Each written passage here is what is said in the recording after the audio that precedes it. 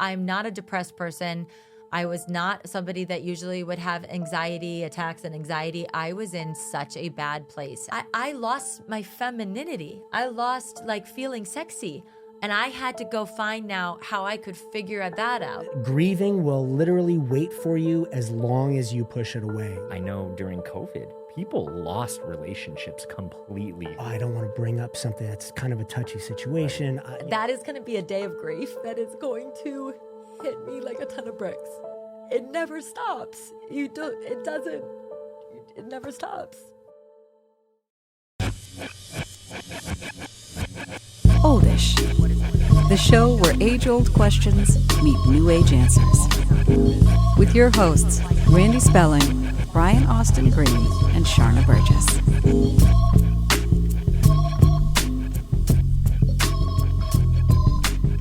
Amanda Kloots, welcome to Oldish. Thank you for having me, guys. Yay! Thank you for Nice to be being here.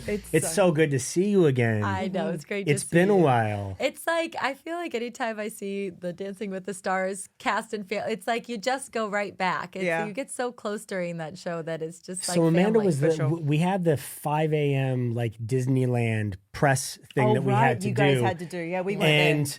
Amanda walked up to me and just could not have been smilier and nicer. And it's 5 a.m., mind you. I'm bet like he was dead not asleep. smiley. And she was like, Brian, nice to meet you. Are you Amanda. always But like we'd that at never- 5 a.m.? Well, I will confess that I was so excited to do that show. Were that you really? They could have told me I had to be there at any hour, and I would have been. I was so excited for that day. And we were in Disney. I mean, it was, yeah. I mean, I am a morning person. You are. What time do you generally wake up? With Elvis around 6:30, which is not bad. That's That's not bad. But that's not bad. But like I was such a fan of yours. I mean, like I watched 90210 all the time. Like my sister and I. So like to be in that show in Disney and then go meet Brian, I was like, are you kidding me? It was Mickey first and then me. Thank you. Seriously though. Yeah. Thank you for stroke that ego. Yeah, It's no, so Right. nice. No, He's gonna stop, love that. stop. Chest puffed This out is just too a much. little. Right. And you were so all too much. nice. You were so nice. Like it's always so nice to meet somebody and they end up just being a nice person. It is, isn't it? I mean, especially with what you're Yes. doing now, the talk show. I'm sure you meet people all the time where you're like heartbroken a little bit. You're like, oh, I was always such a huge fan of you. Have you had And that now before? not You so don't have to much. name You names. don't name but names. have Yeah. you- So recent though. Yeah, right. It honestly, you guys, it hasn't happened a lot. There's been a few, but honestly, and we do that show every day. Everyone is so nice and so happy to be there. I mean, you know, it's kind of nice because they're on your turf. So it's not like you meet them out at a Hollywood party or Right. something. So Right. maybe Where they're like, who are you and why are you talking to me? Yeah. Right. So, you know, Got they're it. there to promote themselves. They're there to be happy. It only behooves them to be a nice person because then we do a better interview. So, Right. you know, Totally. How long have you been doing the show now? 4 seasons next 4 year. 4 seasons of the talk. Did you start the talk and Dancing with the Stars in the same year? Was that around the same time? I did. I started the talk in January of 2021. Yeah. Oh, and then you did Dancing with the Dancing Stars was September. the same year. Yeah. 21. Yeah. That's right. That's That's right. amazing. Yeah. So how did you come to end up on the talk? Well, during COVID, I think that they were just following me and my story. Yep. And so then when they got back to making the show, they reached out to a friend of mine. The casting people at the talk reached out to a friend of mine and they were like, we would love to have Amanda come guest co-host. And that's how it started. And then 12 guests co-hosting later, they needed to host because Marie Osmond had left and Eve was leaving. And so then I got hired. That's how they do it over there, right? They Yeah. bring people in to Yeah. guest co-host for a few and see how Yeah. it goes. And then Yeah, so you mentioned your story. For those who don't know your story, can you share a little bit about that story you were referring Yeah, to? sure. So during COVID, my late husband got COVID very early on in March of 2020. And, you know, we took him to the hospital and I'll make a very long story short, but basically it just, you know, everything that could go wrong went wrong on top of more things going wrong. And the poor guy, he just could never get back. You know, it just like, even if we had a good day, it just kept going backwards and backwards. And he spent 95 days in the hospital. recovered from COVID, but what COVID did and pneumonia did to his lungs was it just ripped them to shreds. I mean, there were holes in his lungs that they said looked like a smoker of 50 years. Right. So he just never could get over it, and hospital infections and everything. And after 95 days, he passed away on July 5th of 2020. So And how old was Elvis at that point? Elvis had just turned 1 and Nick was 41. Oh my gosh. And he was otherwise healthy. Perfectly healthy. No pre-existing health conditions whatsoever. Yeah. It's such a hard story to listen to and to read because you feel like, oh my, did you go through this experience in your grieving process of like, oh, if just this one thing, or if they did this one thing, like it sounds like, as you say, he just couldn't get a leg up on it in a sense. Yeah. He didn't have a chance. Were there moments where, did you go through that blaming everyone else, blaming the doctors, blaming the hospital? Yeah. Oh, yeah. Blaming myself, blaming. Yes. Oh, yes. I mean, even from like, should I have even taken him to the hospital? I mean, at the time, some people weren't going. They were like waiting it out at home. But I'm the type of person that if I have a headache, I take Advil. You're proactive. If I'm sick, I go to the doctor. Yeah. If I'm really sick, I go to the hospital. Right. Back in that day, and also like Nick and I, we had never been sick. The only time I was in the hospital was for birthing Elvis. So, Right. and take yourself back to that time in COVID. It was so scary. It was so unknown. scary. Right. So I scary. lost a few friends that lived in New York because it hit so hard in New York. And I mean, after the fact now, I've heard that the strands were a bit different between New York and Los Angeles, that it was depending on sort of which direction on the globe it came from, and it was a whole thing. But yeah, I lost a few friends, the same thing, that ended up in the hospital. And it was nobody knew how to treat it at that point. Right. And so they were literally doing the absolute worst things you could do, thinking they were doing the best. Yeah. And I lost friends that were young, Yeah. amazing. Yeah. Young and And healthy. I remember getting emails from people saying, "Oh yeah, it's so and so's in the hospital," and everyone was like, "Oh my God, how is he okay?" Like, okay, well, let him know that that I'm thinking about him, and I hope he feels better, and I'll talk to him. Right. Like the severity of COVID, just people didn't know. I remember being home. I remember where I was. I was in the kitchen, and the news story of Nick came out, and that really sucked the oxygen out of a lot of people because he was known, and he was this sort of like effervescent guy and young. Yeah. And so I think when that traveled around, I remember a lot of people talking about The that and just seriousness going, of oh my it. gosh. Yeah. And it's so wild to be here sitting with you, knowing that you're on the other end of that, living that, Yeah. Yeah. It must have been a wild experience having such a spotlight on you too, because of who you are, who he was, and COVID being so new at the time. There was an actual spotlight on you guys as you were going through it. Yeah. I know you've said before you found community in people on social media and reaching out to you. Was that a huge help? Was that like part of your coping at that time? Oh, yeah, for sure. I mean, it was something that I clocked later when I was in therapy. I didn't understand it at the time. And even my family members that were living with me, they were like, Amanda, why? You don't have to keep updating everyone. You don't have to go live. You don't have to do this.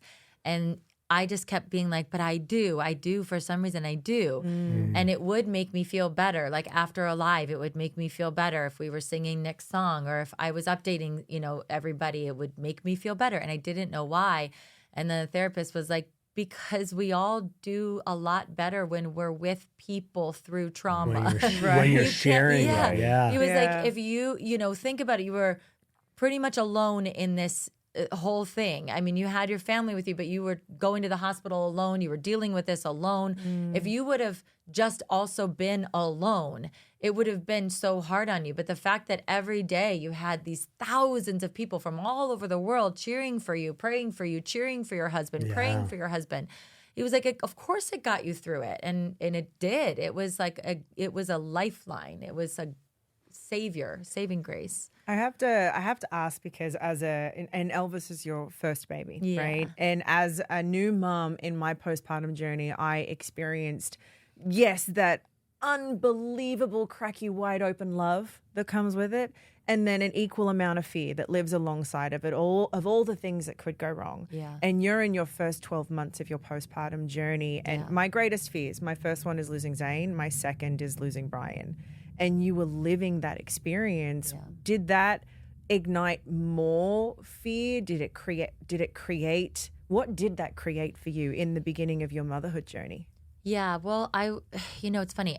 We moved to LA when Elvis was 3 months old, and we moved from New York. I lived in New York for 19 years. At the time, my parents lived across the hall from me, and my two sisters lived within blocks. So you were so close to everyone. I had my whole family to support me and this being a new mom. Yeah. And then Nick was like, "No, we got to go to California." And I was like, "Are you fucking kidding me?" Right. What do you mean? Yeah, but also at the same time, he was the type of guy that he wouldn't shut up unless I knew this, like, unless we try this out, you're not going to shut up about it. So we moved. And so at 3 months old, we were living in this little cabin, and I started to feel very suffocated. And Nick would leave to go do like music rehearsal. I specifically remember this day. He left. And as soon as he left, I started to have like a panic attack of like, I can't be left alone here in this house with just my son. Like, there's nobody else around. Yeah, there's nobody else around. And like, why do you get to go out and like live your dream right now? And like, I'm not going to be able to move from this couch because I'm breastfeeding and like this little baby. And like, you can't just go. You can't just leave. And I called him in like a panic attack, and he had to come home because like I couldn't. And then that's when I first realized, like, oh my God, I think this is postpartum depression. Like, I didn't go in thinking that I was going to have that. I mean, I love children and I've always wanted to be a mom. So I was like, that's not going to happen to me. Right.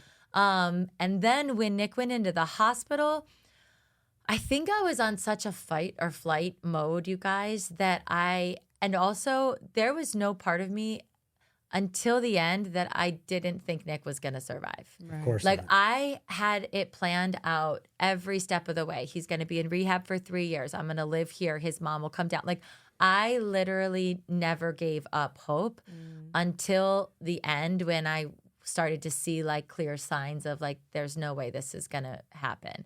So it didn't hit me necessarily during that time. Postpartum depression kind of hit me before.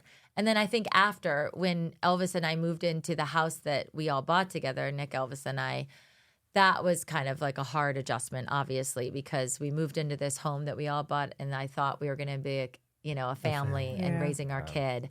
And it was just Elvis and I. So that was like a whole nother kind of leap. And then that was, Elvis was already one. It just was like a Are you in the same crazy house time. now? No, we're not in that house now. That house was about the size of this studio. Got it. And I love that little house in the canyon, and I hope to God, you guys, I never have to sell that home. I want to give it to Elvis one day.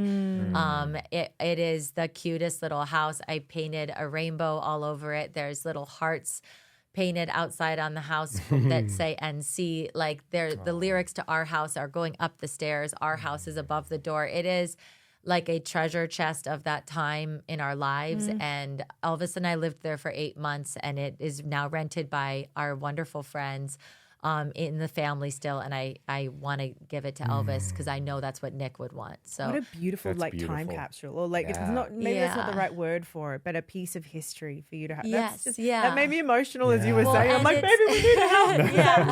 It's When he on grows Love up. Street too, which is It's on what street? Love Love? Street. Well, Oh my kidding. God. It's on. I put this out there, so I'm not saying anything that. But it's Rothdale Trail. But Rothdale Trail was renamed by the city of LA Love Street because of the Doors, the song Love Street.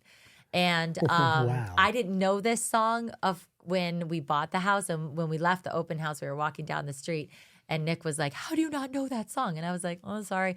And he played it for me, and it goes, "She lives on Love Street, lingers long on Love Street." It's the cutest amazing. little song. And listen, there's a lot of, actually this is a great chance to set the record straight. Yeah. Okay. Because I never announced that I left that house, because also, people need privacy. Yes. Yes. Yes. And, people harp on me still to this day that I don't live in that house anymore and that I moved and I never told anybody. And I just want to say, like, Who do you need to tell? who do I need? I'm in the public eye. My son is in the public eye. I've made a choice about our life being public, but there are some things like my home address that I don't want in the public eye. And I'm sorry if I never announced that I'm leaving that home and moving to a new house, but I did. And it's because nobody else's business. It's nobody else's business, but people think that it is.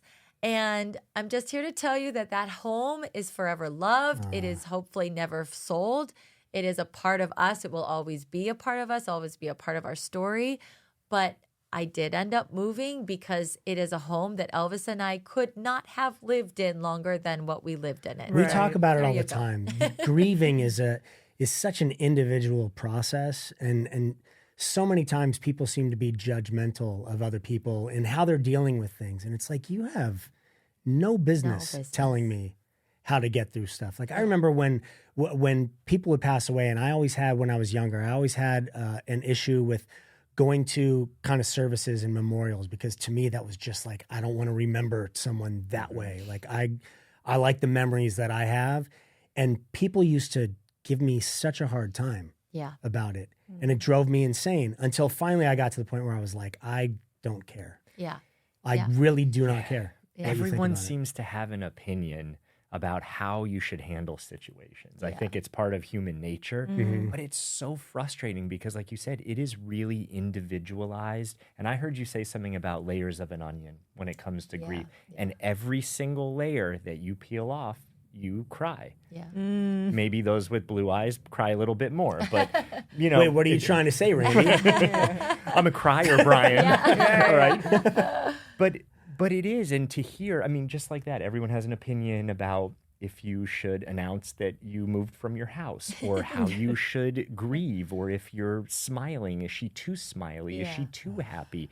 Is she hiding something? Does she go? I mean, all of it. And I think I want people to hear this, and you're so good at talking about this. Could you give a statement, a permission slip for someone who is grieving, who will grieve, something that they can take away from you?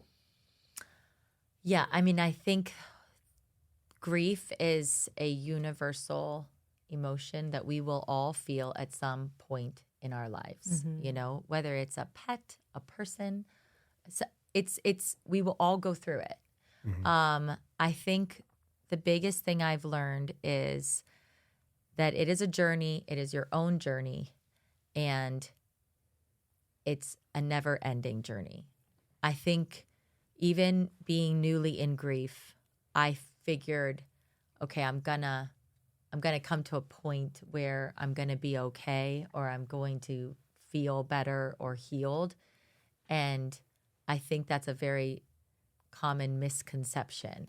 You know, people like, in a year, don't you, like, they always say like a year, because you know the year of first is very hard. So like you get past that year, and I just think that it is a journey. It is a forever ending journey, because your life keeps going. You keep living. So these things that you keep encountering keep bringing up grief. Like you have to grow through it all. And so I think like the statement is, it's never going to end, and that's okay. And you just have to keep working on your personal healing journey, because you have to keep living. You have to. They'd want you to.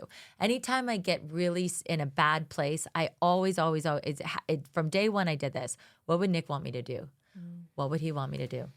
He'd want me to smile. He'd want me to live. He'd want me to dance. He'd want me to be happy. He'd want me to be a great mom. He'd want me to find love again. He would want all of these things. I have to keep living for him.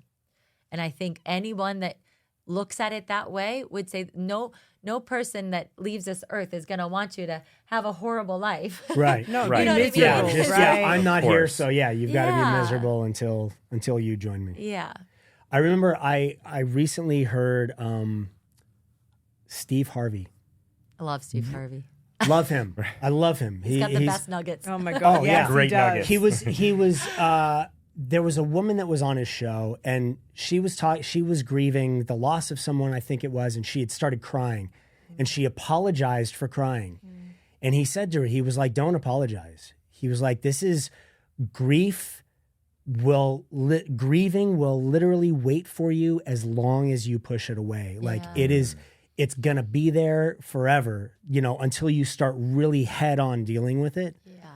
And to me, that was a big thing, because I think people make the mistake of, like, if they have a family member or a friend that has lost somebody, it's, I don't want to bring up something that's kind of a touchy situation. Right. I need to kind of steer clear of that, because it could be really hard for someone to hear.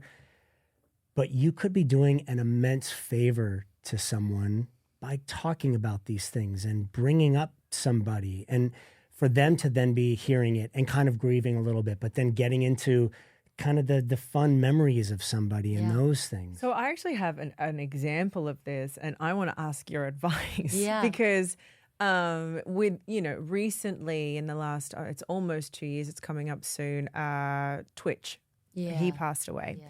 And I remember the first time that I saw Allison, and it was within a year, right? But I stumbled over myself in not knowing how to, do I ask? Do I not ask? Do I say I'm sorry for your loss? Right. And because it was almost a year, I'm like, am I bringing it up? We're at an event, I don't want to put her into a bad way. And I think it made my energy awkward. And it's Allison and I are friends. We're not in each other's lives all the time, but we'd worked with each other. Sure. And so I remember stumbling over myself in that moment. And I think energetically I must have felt very off, because I didn't know what to say. Yeah. And I don't know if there is advice that you can give someone on how to approach that, or do you just not approach it? What is the... I think this is so hard. It's a really hard question. We all struggle with it. And even after what I went through, I struggle. I have to check myself. Right. The worst thing you can do, though, I will tell you, is this. Please don't come up to me trying to give your best actor in a drama series performance. I don't need you to tell me you're so sad. You're not sadder than me. Right. Okay? Please don't say, oh my God, I'm so sorry. Please don't give me this face. Yeah. Because here's the thing. I might be having a really great day that day. I'm still sad. I'm always sad. But I might be having a really great day. And if you come up to me with that kind of emotion, sadness, and that I'm more sad than you kind of feeling, now I have to drop down. Because if I can't be like, oh my gosh, don't worry. Right, of course. So now I have to drop deeper than what you're giving. And now I'm like, oh my God, okay, here we go. It's like the best advice I can give is not mine. It's Steve Leder's, who is an incredible, most amazing rabbi here in Los Angeles, and he's written many books on grief. One of the only books I could read when I was grieving, and now he's a dear friend. And he says, come to the table with who you are and what you normally would be. If you're a baker, bake. If you're a comic, tell me jokes. If you're a hugger, give me a hug. If you're my best friend, be my best friend.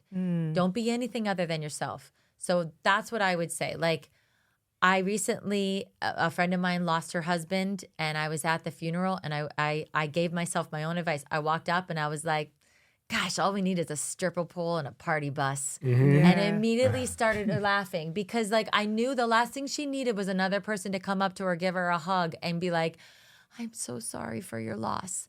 So I think the best thing you can do is just be yourself. If you know Allison as a friend who, like, through the dance community, come up, give her a hug. It is so good to see you. I'm so proud of you for being here tonight, and just give her a big hug. That's it. You know what I mean? Oh my like God, that's such amazing advice. You just be yourself. the relationship Be with her. you. Be the relationship you have. Yeah. It's being yourself, not what you think that person wants you to be in that moment, because then you're shifting and changing. It might become awkward, and that's not how you may know them. Yes. Gosh, it seems so logical. I remember know. last it wasn't season, at the time. Last Thank season you we for had that. Kelly Rizzo on, and she was talking about losing Bob's and all of that. And she was saying, and it was interesting because I'd never heard this perspective either. She was like, every time someone would reach out to me and be like, hey, how are you doing? She said it felt like homework. Yeah. Yes. Right. She's like, I then had to relive how my day was, how I was feeling. But compared to the people that would just kind of be there and do things and just say, I thinking love about you. you, And, or- and all of the, and it's amazing how those little kind of shifts in the way you deal with people that are grieving and going through things can make such a big difference. It's so true. It happens too with all the gifts that come. You feel like now I have to, now I have to go back and say thank you to everybody. And you know what? I caught myself and I was just like, I'm not doing that. Yeah. I can't think about, I'm trying to decide what to keep of my husband's clothes. I can't thank you for your flowers. Right. I'm so sorry. And if you think you need a thank you for those flowers, you shouldn't have sent the Shouldn't have flowers. sent the Right, flowers. absolutely. Because I don't have the mental capacity right now to go through a line and thank everybody for the quilts, the cards, the flowers. Thank you. Yeah. But like, don't expect a thank you from a person who's newly grieving. We can't compute it. Can't. The best thing that I remember, a girlfriend of mine, all she did every day, she sent me a text message going, do not reply. Yeah. I love you. I'm thinking of you. Yeah. Yes. And it was like, thank you.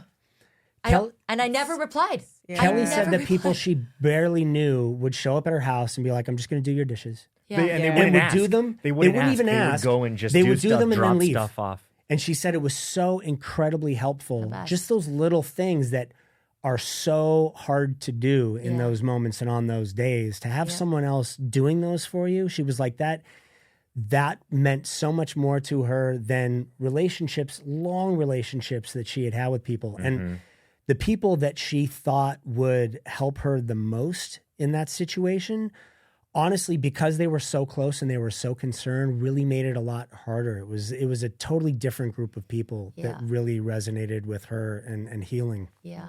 It's crazy. And listen, I actually don't. It happened to me too, and I think it's a common thing. This happened to me in my divorce too. Like the people you think are going to step up, they don't, and then these strangers that you barely know end up being your Right. best friends. Yeah. But I actually think that's okay. I allow a lot of grace with that because people don't know how to deal with trauma.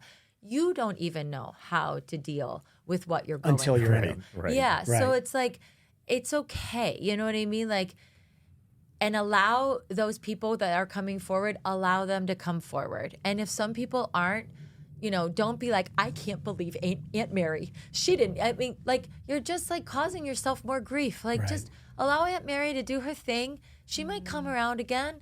She might not. It's okay. Yeah. It's okay. Right. We're all going through this at the same time for the first time.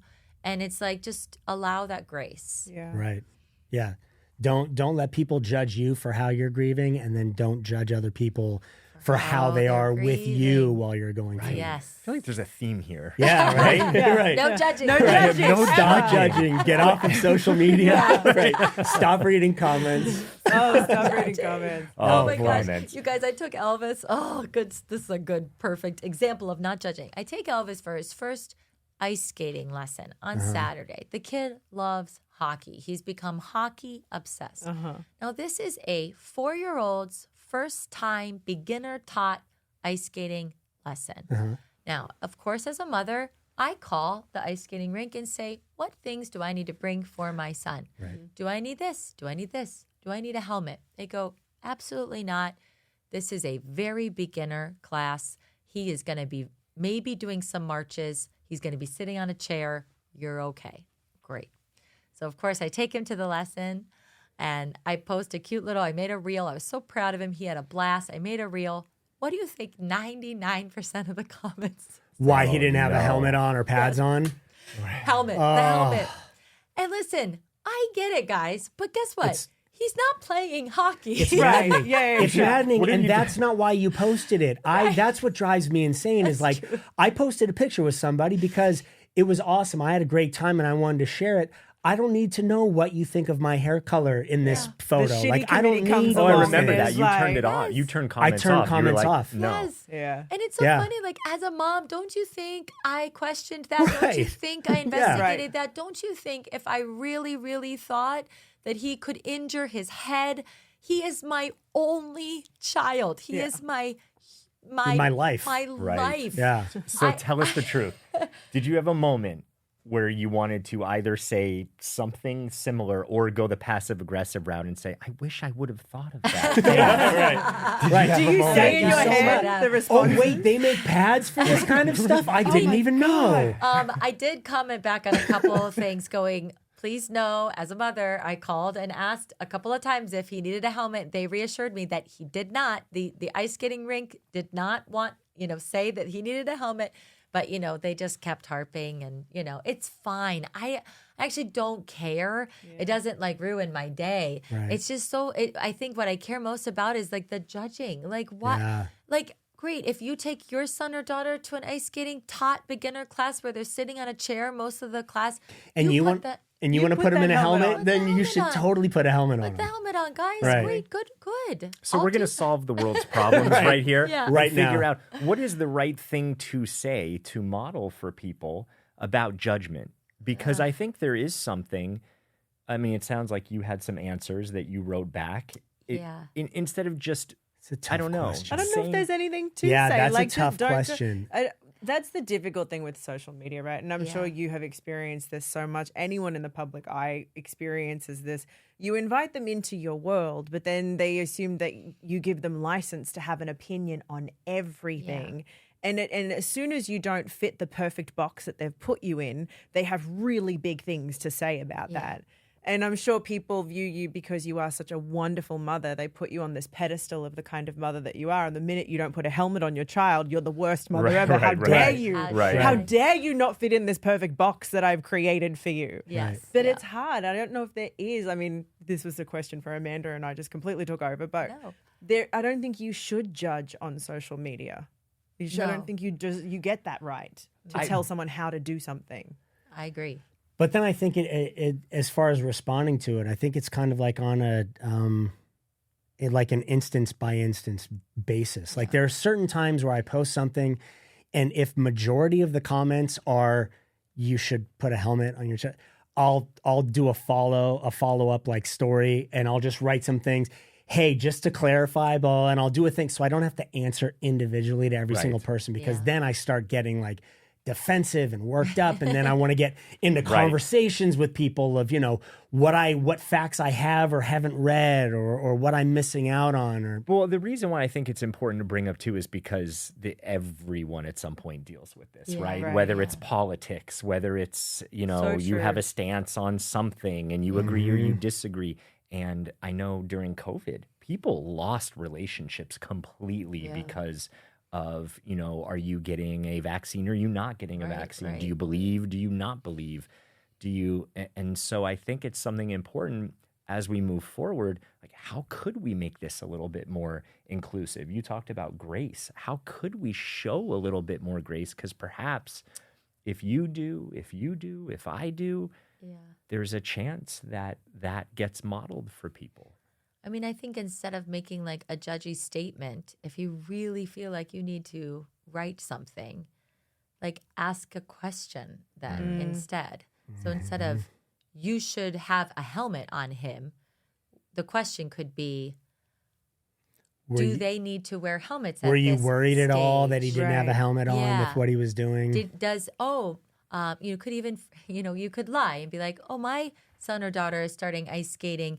Did they mention needing a helmet, or is that something not needed? That start a conversation. Start a conversation. Right. The conversation doesn't make you feel as defensive. It's like when somebody is just pointing at you and accusing you of something. Right. You're like, oh my God, I've got to defend myself, and I've got to seem like I was smarter than what they think I was.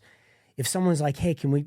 I do the same thing sometimes with people politically online. I really try and avoid comments and reading things and all that. But there's certain you get fired up sometimes. Well, there are certain times though where I try, instead of getting fired up, I try and really open up a conversation with them. Mm-hmm. I go, okay, I don't politically, my views are completely different from yours, but I do not want you to feel judged for yours, and I do not judge you for them. I really honestly want to know why you feel and believe the things that you do.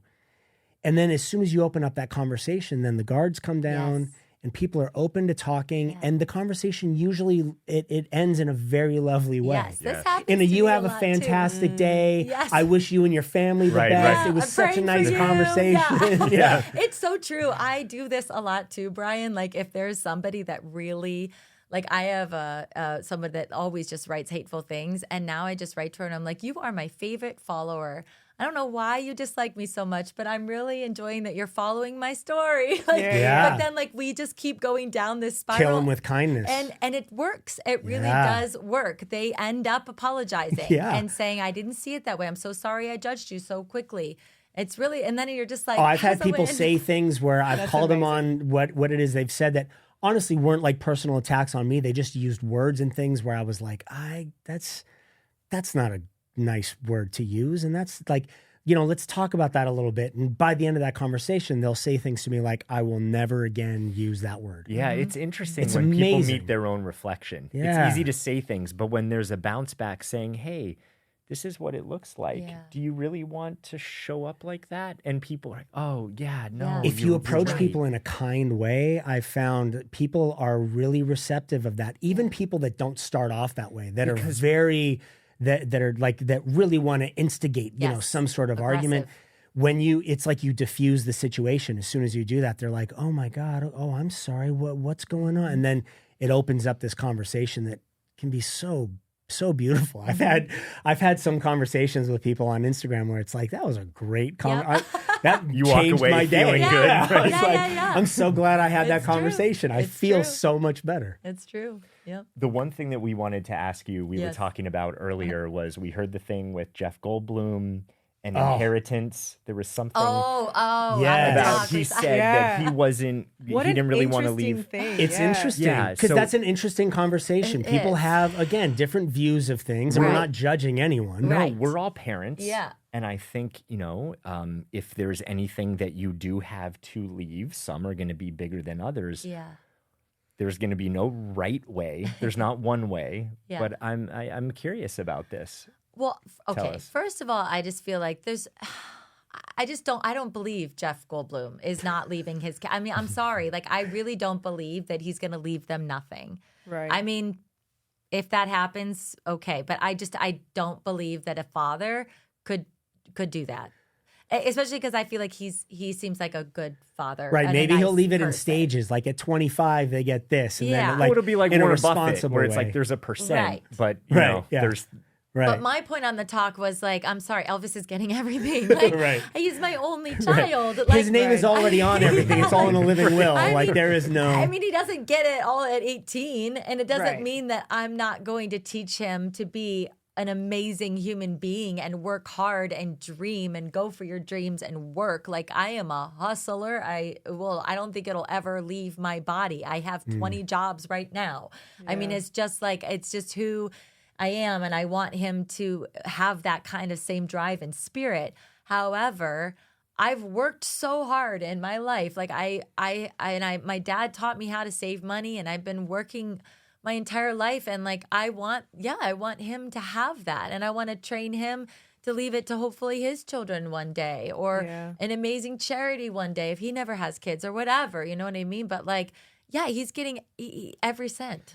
Yeah, I think it's important for same. people to know I that am the like same. it's you can leave everything to your kids, but you can also teach them about how you obtained the things that you're leaving. So then they don't have a sense of like, oh, I'm just handed everything in the world. They feel like, oh, this is how this was done. So now I have kind of a head start in keeping that ball rolling. Yeah, myself. it really feels like an either or sometimes. It's like you either, are going to be left everything and that's not going to turn out great, or you're not going to be left everything because we want to teach you work ethic and do it on your own. Yeah, you don't have to. And it's like, wait, they're not mutually exclusive. Medium in Right. there. Yeah, totally. It's not black or white. Especially when there's education. I think that's the biggest thing. With families that I work with too, it's like the children weren't educated about money. Right. The talk about money. There's lack, there's scarcity, there's hiding, there's holding, there's control in some cases. Yeah.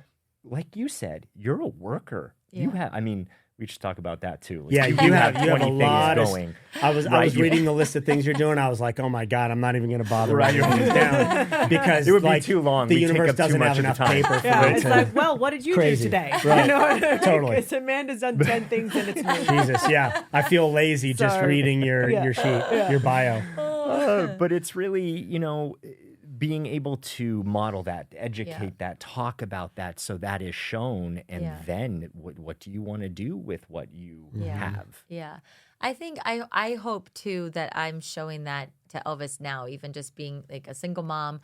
I rely on a lot of people. I have a lot of help in my life. I am not trying to say I do this alone, because I have like a multitude of family and friends and people that I've hired to like help me do all of the things that I do. But I hope that he sees that. Like, I hope that one day he's like, my mom worked her butt off for everything that we have, that I have, and that, that she accomplished in her life. Like, I really want to show him that model too. Yeah. I just had something that popped into my head while you were talking. So I just want to point it out, and then we can move on from it.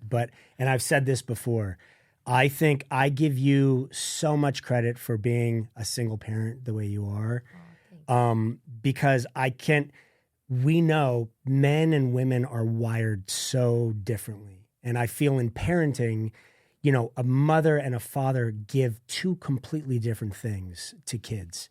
So when one parent has to try and do the job of both, but that parent isn't wired like the opposite parent was, it's such a hard job. And I give you so much respect for doing it, because I cannot imagine how hard that is to do. And just the learning through all of it, it's really amazing. Thank you. It really is. So sometimes, what's the hardest sometimes is that like I constantly think like how Nick would have parented Of course. Elvis. Like I never got to see it. Like Elvis was 10 months when Nick went into the hospital, and you guys know when a baby is 10 months, he lived on my boobs. Like, Nick would hold him, but for naps. Like, Right. he didn't get to be a dad. Like, he was just like, we were just starting to feed Elvis food, and like Nick got sick. So I have no idea like what he would have been like and what he would have given to Elvis. The thing that's crazy is you never completely know, because you'll never know how a man's brain is wired to have reacted in the first place. Like, it's like, you can try your hardest to fill the shoes, but it's impossible to completely fill them, I think, And so again, so much credit to anyone out there that is a single parent, whether it's a mother or a father, because that is such a difficult job. I also think women raise really good boys and men. It's true. We raise men really well. Yes. So there's that too. That's not to say that Nick wouldn't have had an amazing part in this of raising. But did you ever wonder, or do you think in the future, like, what examples of men you have around Elvis to give that energy? Like, how do you take that into consideration? And do you at 4 years old? Oh my gosh, I totally do. In fact, there's a few, like my dad and my brother, of course, have been like really good staple Is male. everybody out here now? No, my brother's in San Francisco, but no, he's the closest. But he, my brother swooped in when Nick got sick. So at 10 months old, he was like dad to Elvis. And so they have a still to this day, like the cutest bond in the entire world. It's so sweet. But when I was looking for help once Nick passed, and I got the talk, and I was like, okay, shoot, I need like help. I need a manny or a nanny. I was like, I'm going to get a manny, because I wanted male influence for him on a day-to-day basis. Because I thought, if he's with me, but then for the majority of the day with another woman, like I just want to balance that out, because he doesn't have that balance. So I hired, first off, my best friend's boyfriend at the time, because it was COVID and he didn't have a job. And so he was the first manny to Elvis, and I couldn't have asked for a better male influence than this guy. I love that give him name, a shout Manny. out. Yeah, that just makes me laugh every time I hear it. It's so good. Tom Harris was just like swooped in and was Elvis's first like dad in a way. And then he ended up having to, move on because COVID lifted and he got a job back. And so he went back to the workforce. And so then I hired my manny that I still have to this day, Ben Nicholson, who is this awesome Midwestern guy, and he's a stand-up comedian at night. And he is just been the best influence on my son. When I hired him, I think he was 27. He's a part of our family now, and he just has taught Elvis like just to giggle, to laugh, to be silly, just to, but he's also, gets me, and he just has been this perfect fit. And I honestly think it was like God just bringing this man into our lives because he's just the coolest, and Elvis loves him, and they're just like this little, twosome, but like definitely will, when you look long term, like he has shaped Elvis. I mean, he's spent more time with Elvis in a way than I have. Right. You know what I mean? Every day from 10 to 5 or whatever. Right. It's a lot of time. Elvis has a lifetime with you, so it's I always have to remind myself that when it's like I start feeling guilty, like oh my God, the baby's been with the nanny all day, or because I'm working, and then it's like, oh wait a second, I have a whole lifetime. With this people. person to hang, so those days are okay. It's so amazing that you had that thought of like, no, I want a Manny. You know what I mean? I think this is what he needs. I love that. And I love that Manny you found Petty. someone I that cannot help but hear that every time I hear Manny. Sorry, go ahead. And they say kids build their personality traits and their foundations from 0 to 7. Yeah. So having that beautiful influence around him and all those relationships is even more important than the influence around him when he's a teenager. Yeah. This is when it, I think, counts so much. Yes. Yeah. How does it go with dating? Like, how long do you wait? Have you ever introduced Boy, that's someone? a big question. But and do you, when you go on a date with someone, do you sit there, is your first thought, are you good for Elvis? Are you picturing that in your head, Oh as my soon as gosh. you're talking with someone? Like, do you Gosh, judge not- them for all their little things? Like if they chew with their mouth open, no, goodbye. You're not Right, teaching my son right. that. You know Yeah. what I mean? That would is be the me, that's the by the other way. you. That would That's be the me. ugliest shirt I've ever seen, and if I ever saw Elvis in that shirt, I would be mortified. Mortified. You're not the one. It's funny. I've never been asked that question. I don't think the first date, because I think the first date, I'm just trying to even figure out if I like you. Right. And also, no one's really 100% themselves on a first date either, including myself. So there's I think if you get to a second or third date, then maybe I'm kind of looking at more who you are and could I see you as that person. But I don't do it right away. Yeah. You really didn't move to the greatest city in the world. Today. No, you didn't. I'm No, just I gonna did not, say guys. This is No, true. no, it's rough no. out here, girl. Yeah. Before I found Luckily, Brian, you're busy, so it's like you have stuff to kind of take your mind off. I of it a tell little all bit. my married friends, I'm like, anytime you are going to have a huge fight, you've had a huge fight, you walk out of the house and you're like, I am done. I am done with this person. Come to California? No, I say, call me. Go. yeah. Right. Yeah. And I'm going to make you run home to your Yeah. person so Yeah. fast, begging for forgiveness to try to work it out, because I'm going to tell you the horror stories It's brutal. have from dating in this city. Yeah, it is not easy. Did you try the dating apps? I did try the dating app. I was on one of them for 8 months, I think, with a good solid push at the end for 3 months. So the last 3 months, I was in it to win it. I'm doing this. I'm gonna make it. Advancements. I'm gonna go for any coffee, wine, date. Just push myself. I'm going to be the go perfect there. example of how this app can. Yeah, I'm really find gonna love. try, right? Right. You know what I mean? Is if you're on it and you're paying for it, you're I'm really gonna give it a go. Yeah. And it honestly, you guys, it put me in such depression. I literally was I depressed. don't mean to laugh, but I get that. I really was depressed. I'm not a depressed person. I was not somebody that usually would have anxiety attacks and anxiety. I was in such a bad place after 3 months of really giving it a go on this dating app that I ended up, canceling the dating app, and then, just since then, just meeting people. This is not the Crazy. first time I've heard this. I tried Raya, right? That that's what I dating was app, on, right? yes, yeah. Because everyone says go on this app, and I remember I matched with all these people or whatever it was, and I wouldn't know what to do with it. So I remember one night I went across the road. I was staying in this Airbnb apartment at the time.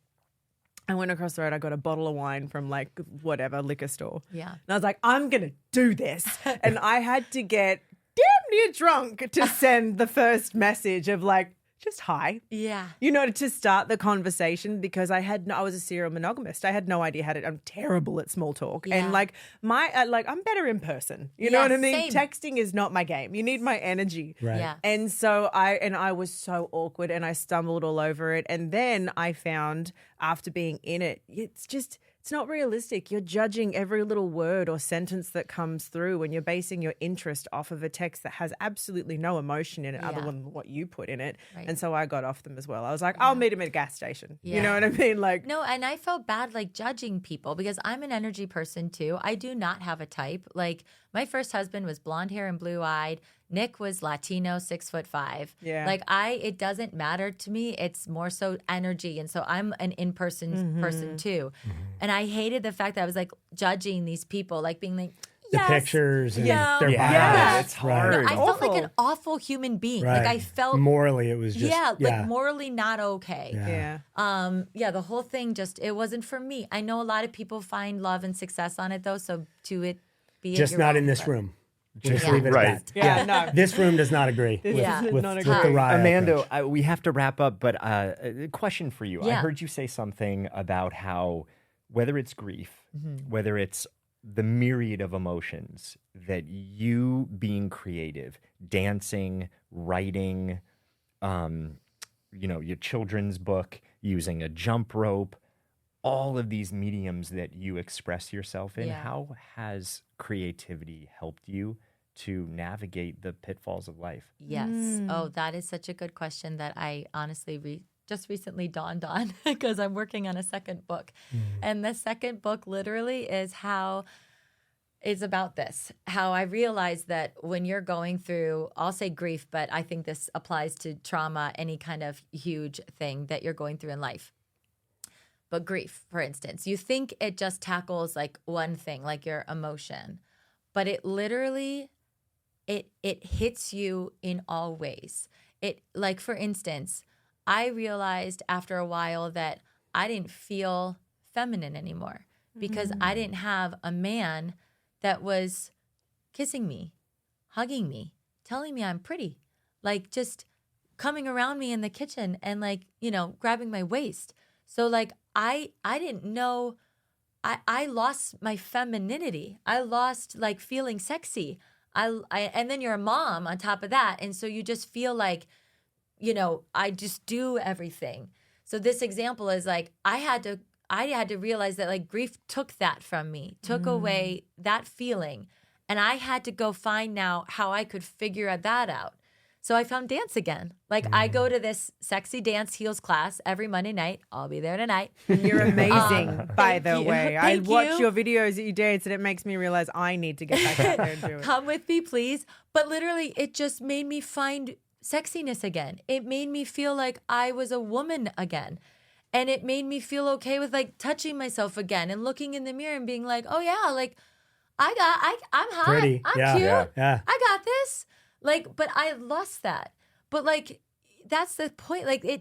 Trauma and grief, all these things, it's not just one thing. You have to literally heal all these different parts of yourself. And I think that's a common, you don't realize that that's a part of healing, that you are going to have to just keep doing these leaps. Being a single parent, that's a part of grief. How Gotta do I keep putting yourself out there? Yeah, it's just all these things. And so I think what I've learned is that I have to tackle life in so many different directions in order to keep moving forward. It can't just be one thing. No, nothing's one thing. Trauma, it really does affect everything. Everything. It affects what your face looks like. You don't even look in the mirror and recognize who you are. There have been many times where I didn't recognize. I look back at pictures during COVID and I don't recognize the woman in the pictures. I don't know who it is. It doesn't even look like me, but that's the face of somebody going through trauma. Right. It's crazy. It's just it really does change your life in every single way.